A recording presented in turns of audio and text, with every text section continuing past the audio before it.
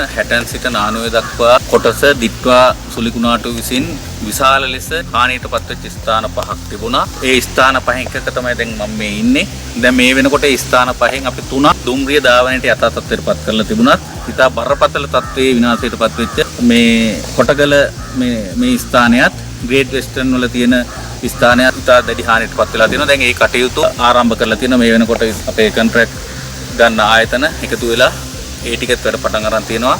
අපි 10 වෙනි මාසයේ විතර වෙනකොට මේ කොන්ට්‍රැක්ට් කාල සීමාව ඇතුලේ මේ සබාදහමේ තවත් බාධා එන්නේ නැත්නම් එක දිගට අපිට වැඩ කරන්න පුළුවන් නම් ඉතා වේගයෙන් වැඩ කරලා නැවතත් උඩරට දුම්රිය මාර්ගයේ යථා තත්ත්වයටපත් කරන්න ආණ්ඩුවක් විදියට වේගයෙන් කටයුතු කරමින් ඉන්නවා.